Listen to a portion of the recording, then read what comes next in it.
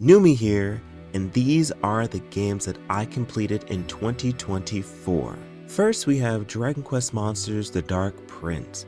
Now, this game is a game that I started in 2023, but I finished in 2024, and honestly, I feel like this is a pretty good experience. Like, I really enjoyed this game. I know before this, it was a pretty large gap for the American or just anybody outside of Japan fans of the Dragon Quest Monsters games. And honestly, I feel like they did a really good job. Um, I feel like it's really cool if you've played Dragon Quest 4 already because Sarah, the protagonist of this game, was in Dragon Quest 4. Um, and yeah, they have like really good monsters. They have monsters in here that we haven't seen in a while, aka the Gremlin, which doesn't appear in many games. Like even in the mainline series, they don't appear very often. But they appeared in this game, and I appreciate that. And to that, I say thank you. But honestly, I feel like it's a pretty solid experience. I think I think it's PvP. That was an interesting thing. They took it out of the Steam version, so it's not there anymore. But I played it on the Switch, and I think it was pretty good. Yeah, I'm trying to think like, is there anything that I really didn't enjoy about the game? And maybe it's been too long that I can't remember, but I don't think it was anything that was too bad that I had to rant about. So honestly, I would say that was a pretty solid experience, and yeah, I'm looking forward to more Dragon Quest Monsters games. Please give us Terry's Wonderland the remake, give us Dragon Warrior Monster 2, and give us Joker 3.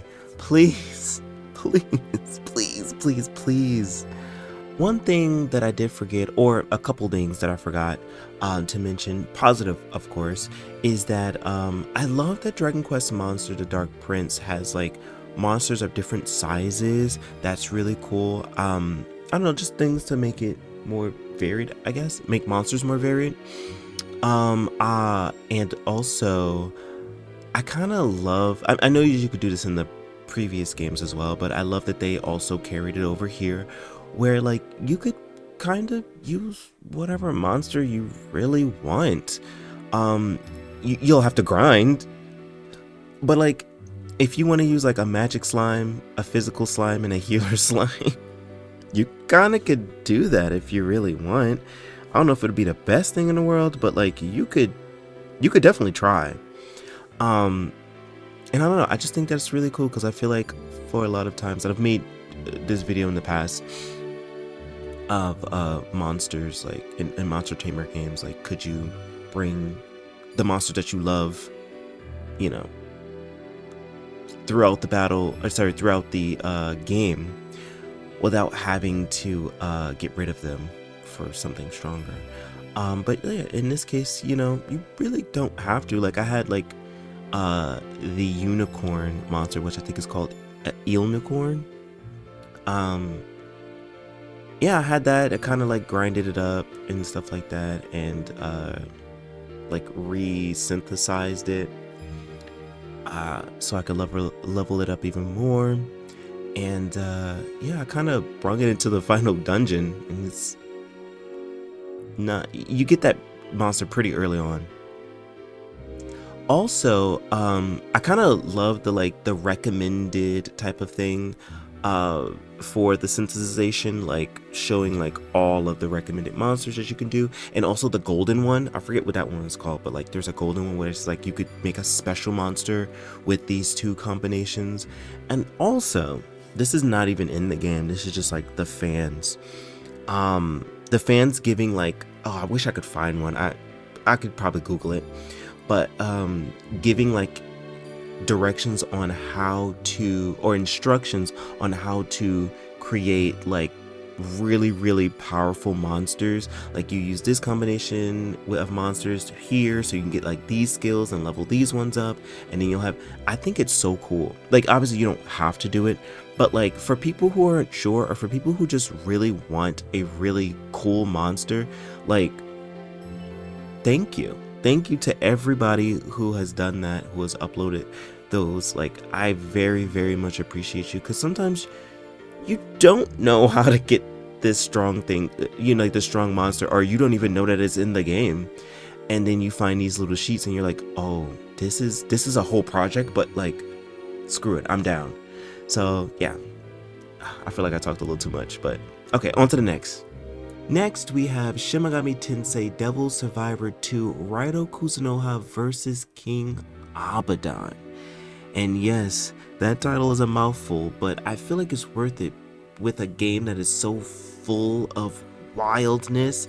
Like, I don't want to spoil it that much, but like, let's just say that this game has a theme of luck that they really play into.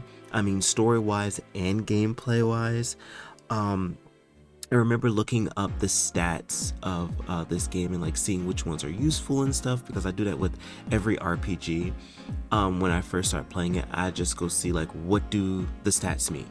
Because I don't want to be like 20 hours into a game and I've been putting stats into something that doesn't matter, or something I just don't really want. And everyone kept saying like, you want to pay attention to the luck stat. And I was like, why?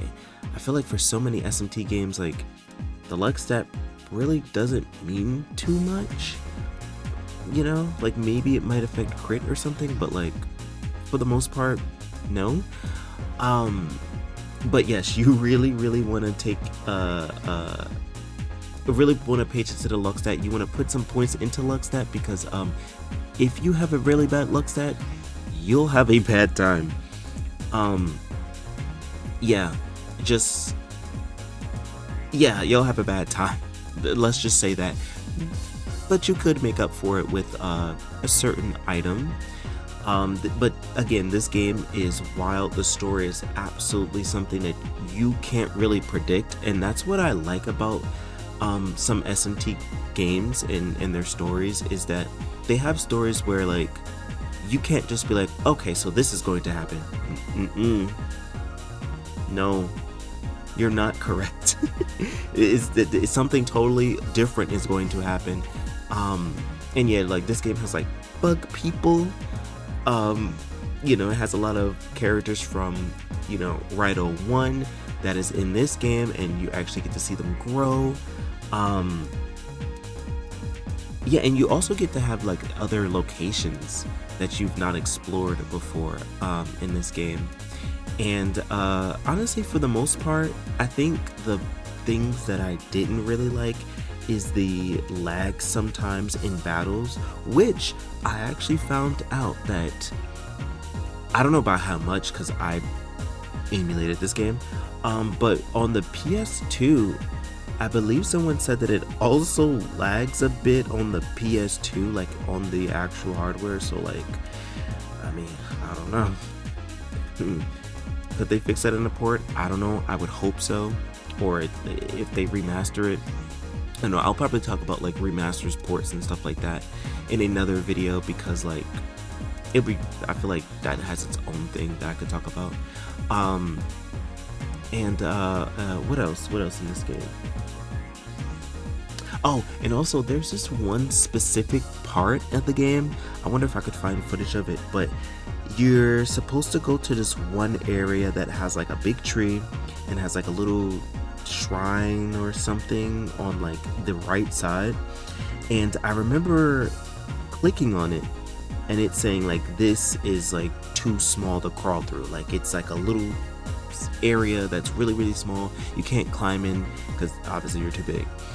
And I thought, with it saying that, I thought the hint was, oh, you don't have a small enough monster, so like go try to get like a small, like I tried to get like a fairy or something like that. Did not work. Nothing worked. And then I looked it up, and what it wanted was for an electric, like demon, like one with electric affinity. and use that field skill to get through. And I don't think that the hint was a good hint, because how would you know? How would you know? If you clicked on something and it said it's too small to climb through, you would think, oh my god, let me get something that's really small. I use Sybil, you know, like the blue female demon. I think it's female demon with like the swords and stuff. I use her, and she used her electric ability to do whatever. That's not a small demon. Wow. I feel like that was like the only instance where I was like, this doesn't make sense. Like, I feel like for someone who, and I didn't use a walkthrough throughout the game, so yeah, that was like the only instance where, for like a field ability, field skill, where they wanted me to use something, I legit had to look it up because it didn't make sense to me. But yeah, I feel like this game definitely improved upon the first game, and it was a really, really good experience. Next, we have Blue Dragon. Now, I played this game because I was, one, interested in the game. The first Blue Dragon game I've ever played was Blue Dragon Plus as a kid, and didn't understand it. Thought it was boring. Played it as an adult, and understood that it was an RTS type of game, completed the game, and I understand why that game wasn't very successful. But this is about Blue Dragon, the one on the Xbox 360, and this is an amazing game. Wow, this is an amazing RPG. Toriyama really did his big one with this one. I mean, I didn't go into the game expecting anything, because I didn't know about like the story or anything. I just knew the characters because I played Plus, and yeah, this game is really good, and it's a bit of a shame that the people who own this game, whoever they are,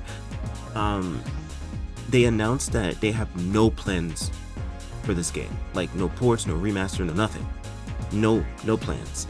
Now I remember,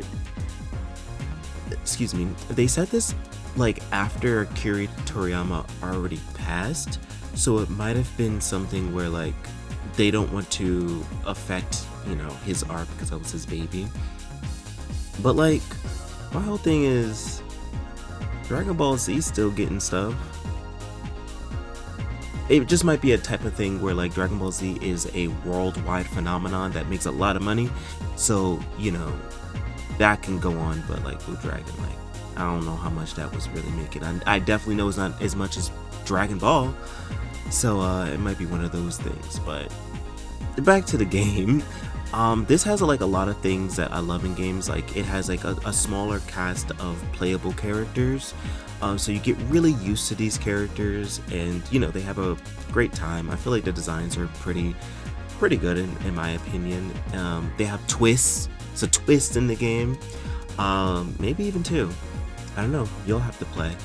I also love the mechanics of like having to like grind different classes, and you get to mix and match skills to a person. It's giving honestly Bravely Default. I believe this came first before Bravely Default, yeah, because 360 came first and then it was the 3DS.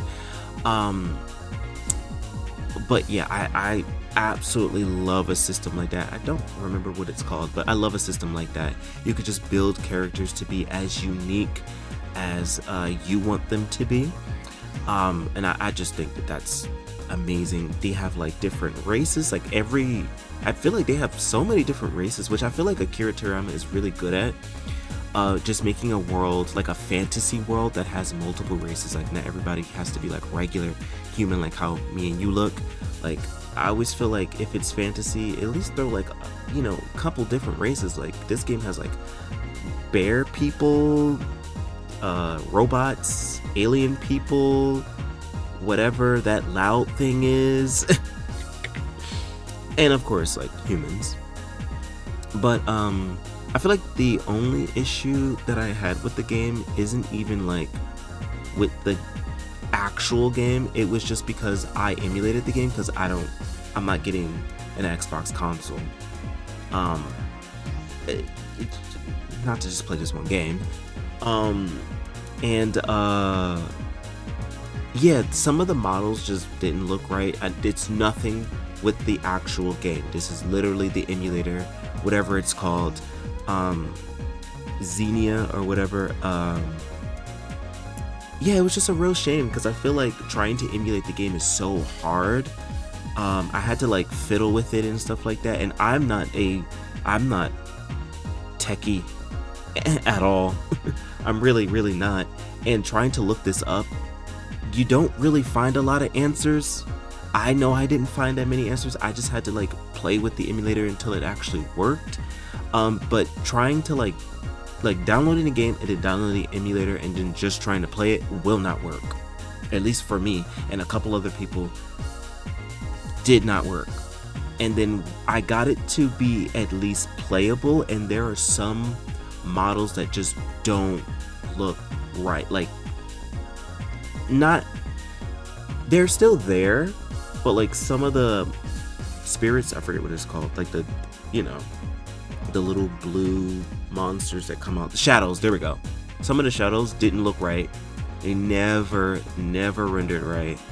And those goat bear people, yeah, their fur never came out right either. Like if I got close to them, it would look okay, but like far away, it didn't look right. It did not look right. But that's nothing on the game. It was just really difficult to emulate. But I will say, I think if you have a Xbox console that is 360 and above, I believe you could still purchase the game and then download it into your console and play it that way. So if you have an Xbox console, go right ahead and play it. I feel like that might be the best way. I don't know. I have not tried it. Might be the best way, but it would be good if they could at least port the game. I mean, I feel like that's the least you could do. Just port the game so it'll be just available for more people. I don't know about those other two games, but at least this one port, because it's a really good game. Next, we have Final Fantasy Crystal Chronicles, the original and the remake. Now, I know I played the remake on stream a couple of times, but I actually never finished the game. I kinda was, playing every so often, not really continuing it. And I would just go online and I would just like help people go through dungeons, which I still do to this day. But a friend of mine actually downloaded it. He started playing through it, and once he started to get closer to where I am, I started playing with him, and we actually beat the game together. And that same friend, shout out to JT, he's been on the channel before playing the other Crystal Chronicle games with me. He also figured out a way to get the original one via emulator and set it all up, even set up the Game Boy stuff. And me, him, and two other friends played through the game. We would play like every last Saturday of a month, because like if you ever try to collaborate with people, you know it is hell trying to do it. Everybody's schedule is different. Everyone is always busy. So we had it so for every last Saturday of the month, and we completed it in 2023, and it was a great time. I would say that the original is kind of superior. Like it feels amazing to play through a game with your friends. And it's already like a really great game, but to go through this game, go through this journey with your friends, like your actual friends, top tier. And the remake is still fine. I still play from time to time. I'll join people's, dungeons and stuff like that and help them out through it, even to this day. But they captured something really special with the original and they did not recreate it. Um, yeah, yeah, those are two different experiences, and I'm glad I had them both. Um, but yeah, I had a great time with this game, and I mean, if you haven't played it already, please like try to find three friends to play this with, like the original one, via emulator. It is, you'll have a grand time. You have a grand time. Like the remake is still fine, but like the original is superior. Next, we have The House of the Dead 3. Now, I know this is not an RPG, and of course, I play other games besides RPGs, but I want to put this here because I never actually got to beat the game before. You know, I've gotten to the ending a couple of times, but last year I beat that game 3 times, which is wild because like I'm not the best at rail shooters, but still like I was just so proud of myself. I even have like a clip up on my Twitch channel of like the first time I actually like beat the game. I yet to beat 2. But you know, I'm getting better and I'm just trying to just get better at these types of games. I wanna play like Time Crisis, and there's some other type of like rail shooter games I really want to get into. But yeah, I was just so proud of myself. I mean, I know it's just like an arcade shooter, rail shooter type of game, but I was really proud of myself. I did that by myself. I feel like I can conquer the world. Yeah. Next, we have Star Ocean: The Divine Force. Now, this game, it's a real shame. This game, it's not a bad game. It's actually a really good game. I had an amazing time. I love the characters. I love the mechanics of the game. It is really, really cool. But what sucks about the game is that the previous one was not received very well. And I've heard from many other people that they were a bit reluctant to pick this game up because of how 5 went. The previous Star Ocean. And then after this came out, mere months later, I don't think it was a whole year, I think it was months later, Star Ocean 2 got announced for a remake. And Star Ocean 2 is the most popular game in the series. So many people love the game. And it was getting a remake.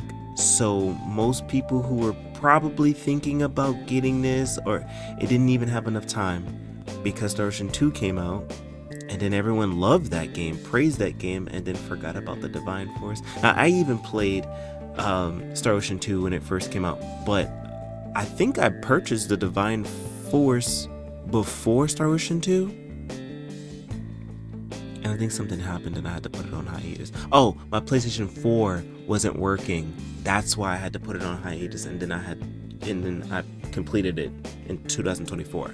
That's what happened. Okay. But yeah, I feel like this game is a really, really good game. Again, I love when games have multiple races in it. I mean, we have the human people, because of course we have to. We have android people. I forget what that lady is. She's like a purple person. She has like pink hair and gold clothing. I forget what race she is, but like, yeah. And I also love Midas. Like, he's like a big muscle guy, but he's the mage. Like, I think that's hilarious. And we have best girl Nina. I'm not gonna argue with you. She's best girl. She's always gonna be in my party. And you know, I also love that this was a little interesting thing. So everyone's skill tree kind of reflected them. I kind of noticed. The only thing that I could not figure out is Leticia's one, I believe, because Raymond looks like a ship crashing, you know. I believe Nina's was like a cross, so it looks like, you know, because she's the healer. And like, you know, as time goes on, like it makes sense. Like, oh, forgot his name. Leticia's like helper guy. His is like in the shape of like an arm because his thing that's happening. But yeah, I thought that was really cool, having like skill trees in the shape of like things that represent or is important to the character. But I'm still trying to figure out Leticia's, so if you know, let me know. Is it like a crown or something? I don't know. But yeah, again, this is a really, really good game. It was put in this weird situation where 5 wasn't good, so people wasn't sure about it, and then 2 came out that people knew it was really good, and then it kind of just got overshadowed. And now it's just in this like limbo of like, yeah, it's good, but no one really cared. And yeah, on to the next. Next is Shin Megami Tensei 5 Vengeance. This game took SMT5 and gave it a whole new campaign. I was a little afraid that like the original SMT5 was just going to be like obsolete, like the story and stuff like that was going to be completely obsolete. Nope. And the reason why I say this is because literally in the beginning of Vengeance, you get a choice between, do you want to do the original route, like how the original SMT5 was, story, or do you want to go through the Vengeance route? You literally have a choice right in the beginning of the game, so I don't think that that's much of a spoiler. And boy, did they expand upon the game. Like the 3 years, like I didn't think this game was going to get a definitive edition, because I believe 5 came out in 2021 and this came out in 2024, and it was totally left field. I was so blindsided. I didn't think that this was going to get a definitive edition, but it did, and they did work those 3 years. I mean, not only do you have like more companion demons, the ones that like find stuff for you, you also have just more demons in general, like that you can add to your party. They have more dungeons. There's like little areas where you can actually like talk to your demons, and where they're all stored in, like you can like talk to all the ones that's like in your party and stuff like that. So cool, so fun. There's some other things in there that I'm not going to say, but play this game. And you can get Vengeance, play the original route, and then play the Vengeance route. It's literally 2 whole games in one, with multiple timelines, not timelines, multiple endings. So if you're really down for that, like, this is worth it. I feel like a lot of times for games, like, you kind of wonder, like, is it worth the price? This is definitely worth the price. I mean, I cannot praise this game more. They really did a good job with this game. And yeah, just go out and play it. If you haven't played an SMT game before, go play 5 Vengeance. You'll have a great time. Next, we have Visions of Mana. This game is really good. Like, I feel like we played a lot of great games on my channel, or at least completed a lot of great games on the channel. This game, I didn't know where it was going to go story-wise, but it actually has a pretty interesting story and a pretty nice twist to it as well.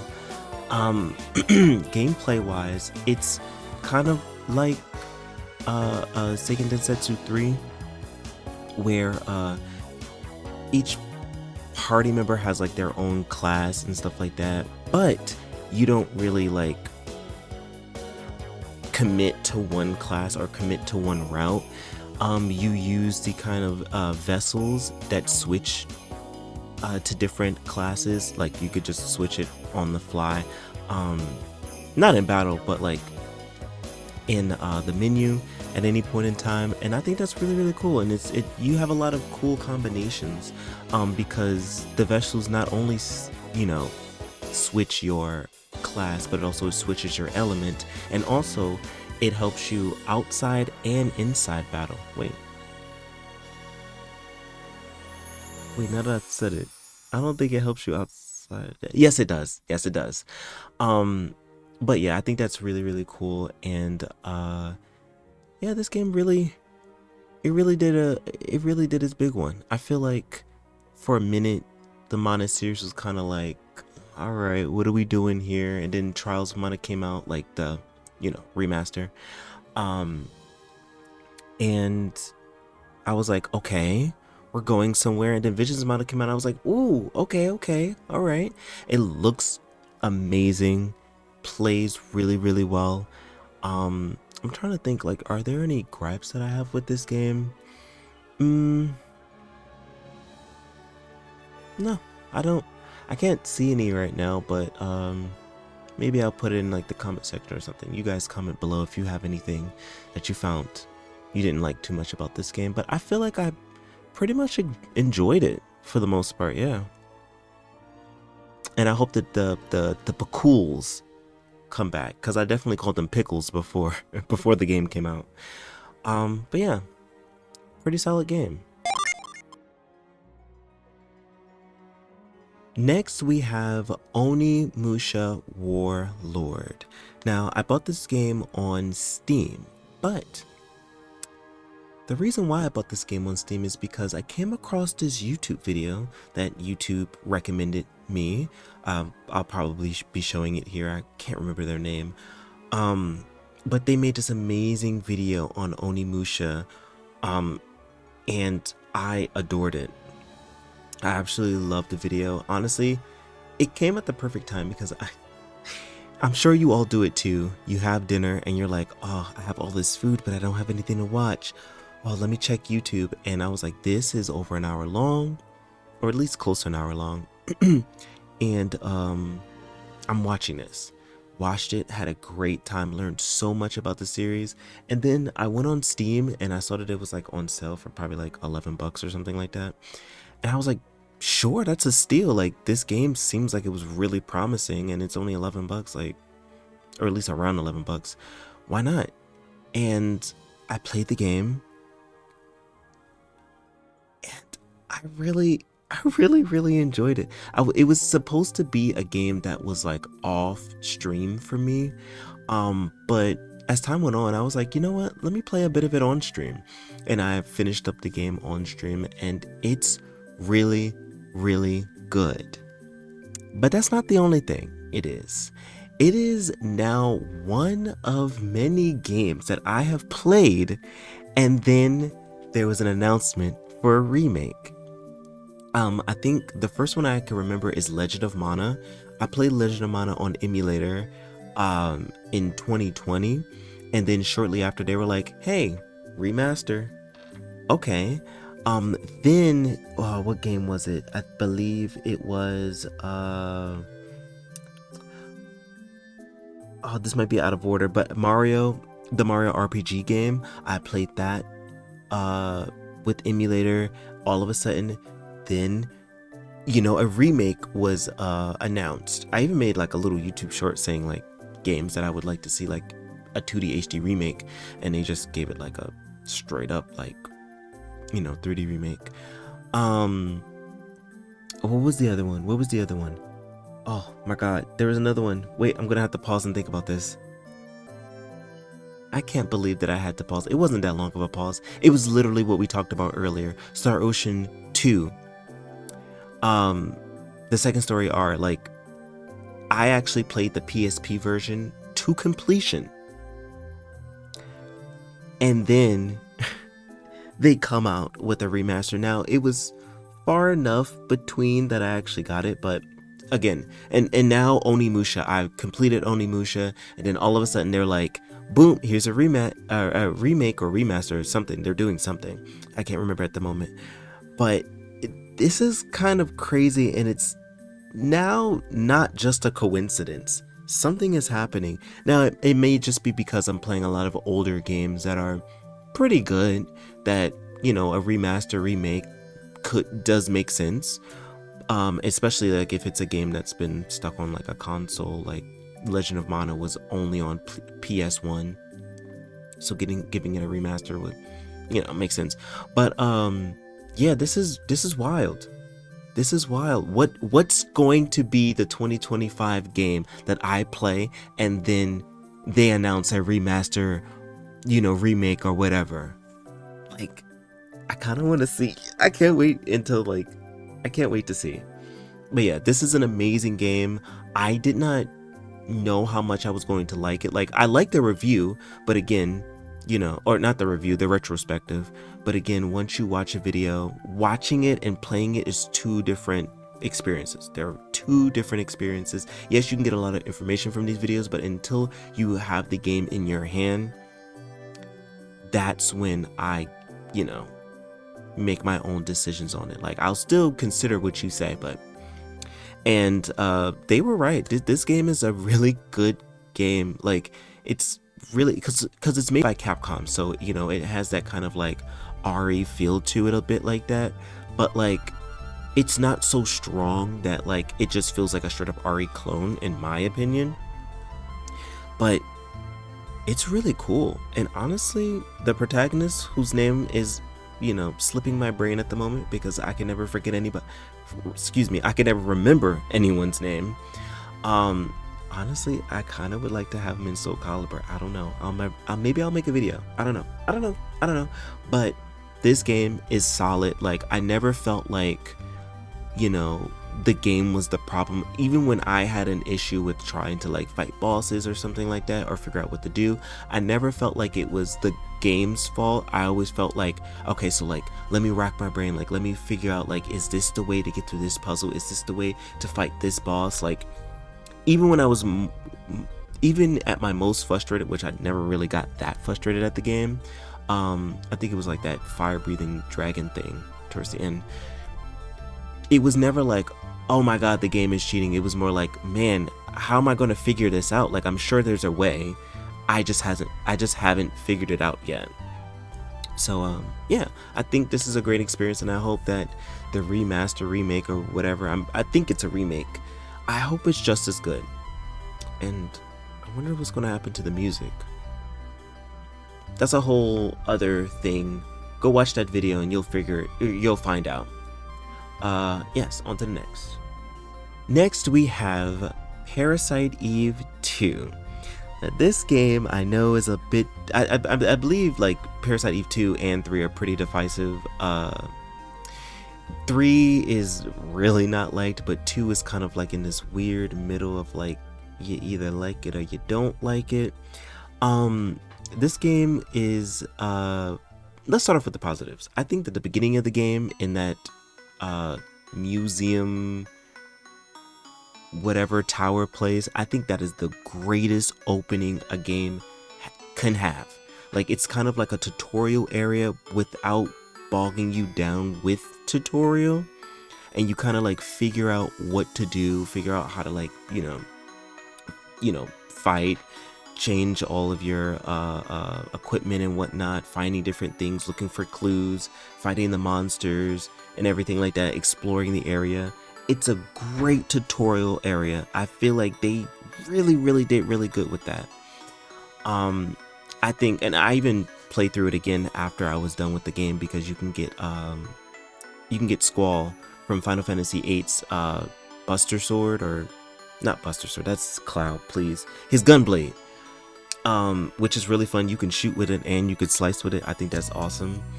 But I even played through that first area again because it was just so good. But it goes a bit downhill after that. I think that, this game is broken up into 3 parts. You have the first area, which is that tower place. You have the desert area, you do all of that, and then you have the underground area. I think that the desert area is fine.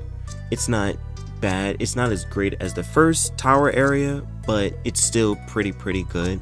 And that underground base area, when you first get there, is fine. And then you have these super soldiers that you have to fight. I'm not gonna lie to you, I think those things are the worst ever. Fighting them is terrible. I never had a great time with them.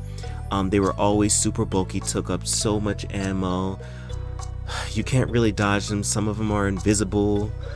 I just, and unfortunately, a lot of the bosses kind of gave me the feel of the final boss of Parasite Eve 1, where it kind of felt like, when is it going to end? Like, this is not impactful anymore. It's like, this boss has gone on for so long. I'm starting to get bored. Like, I feel like the threat, not every boss. I feel like the first like boss, the little laughing guy, I feel like he was fine, but like the boss in the hotel went on for forever.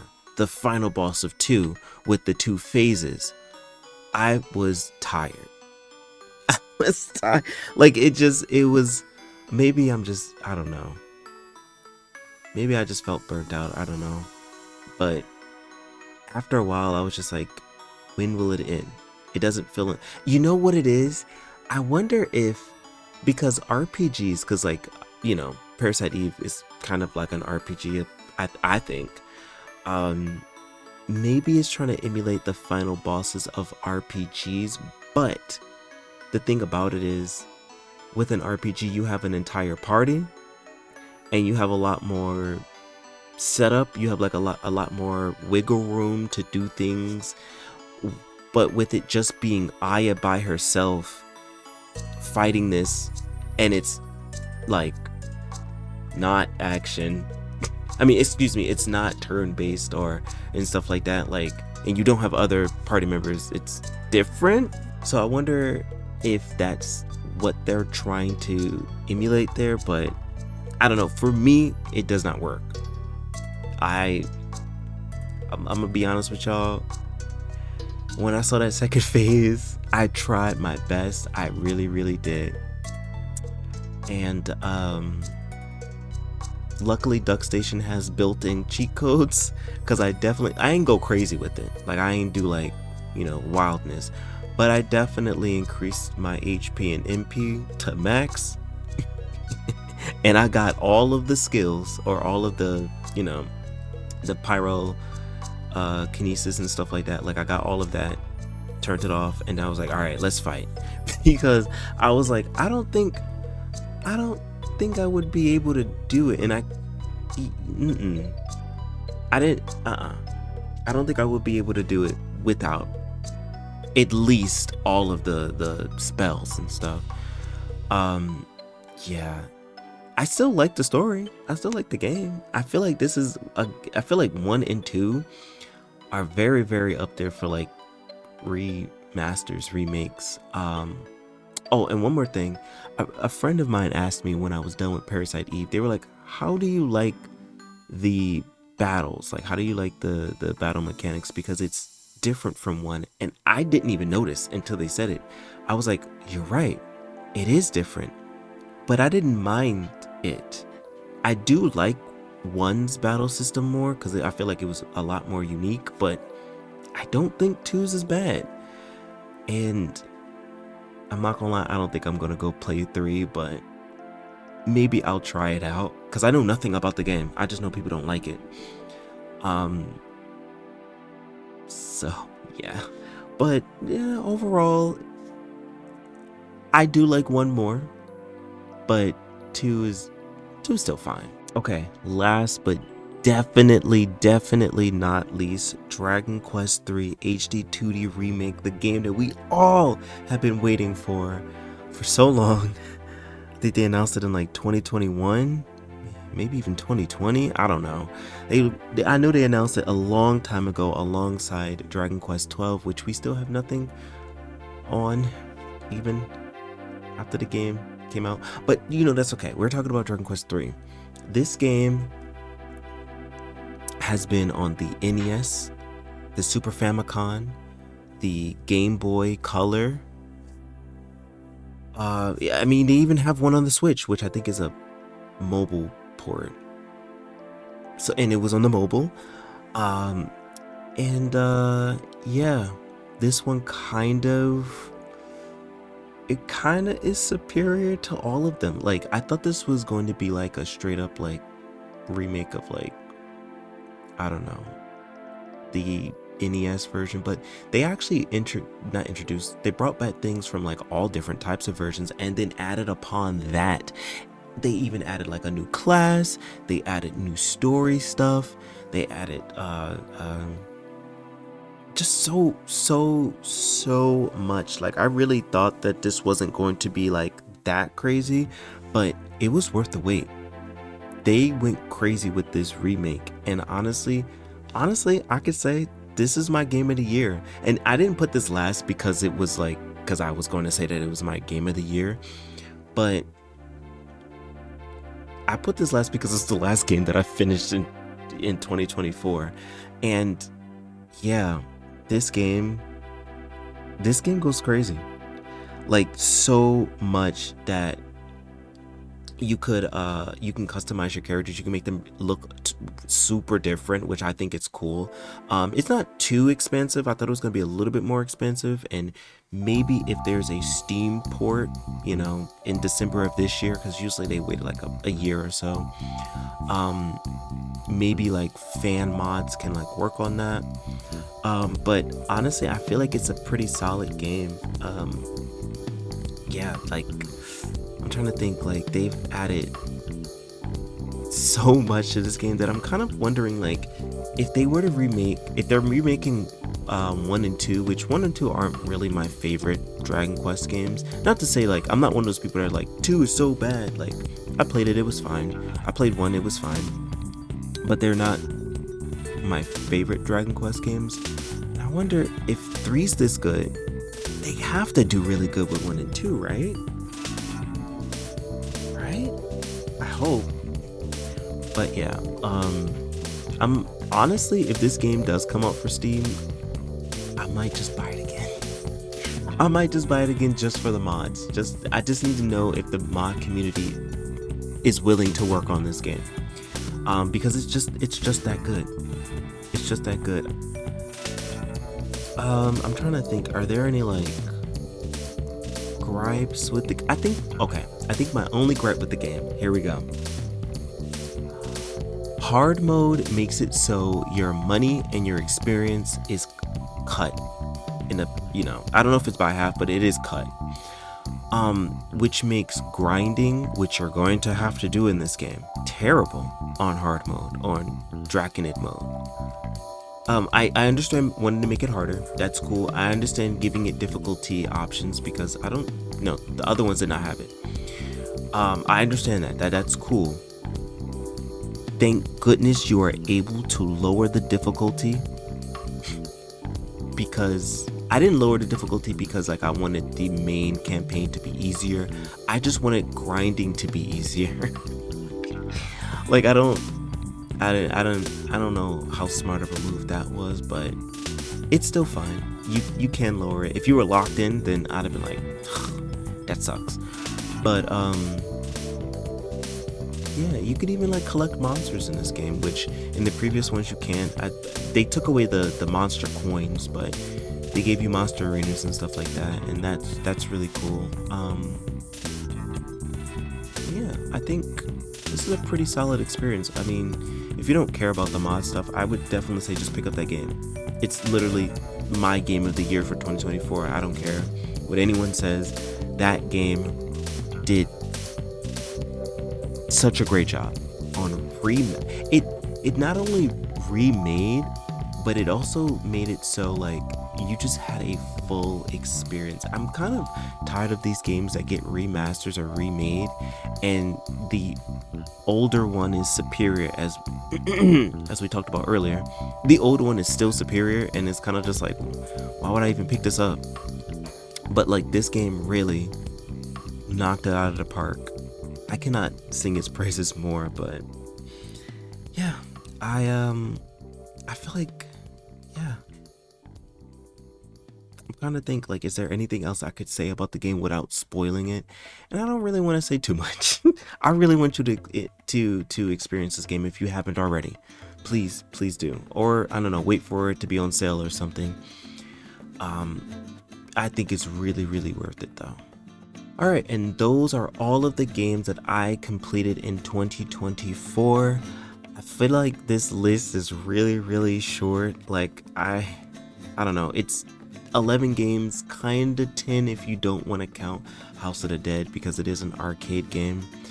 And I feel like that's really low compared to like previous years. And I'm kind of sad. I feel like this year I started, or excuse me, not this year, 2024, I started a lot of games, but I didn't finish that much, and that was just because like scheduling and stuff like that, and work and whatnot. So like I wasn't able to like really dedicate to games, but I'm gonna try to fix that this year and really schedule things better. And yeah, hopefully in 2025 I'll be able to complete a lot more games. And yeah, I mean, at least the ones that I did finish were really good. Like, I don't think any game in here that I finished were completely bad games. Like, no. So yeah, thank you all for watching. Nimi out.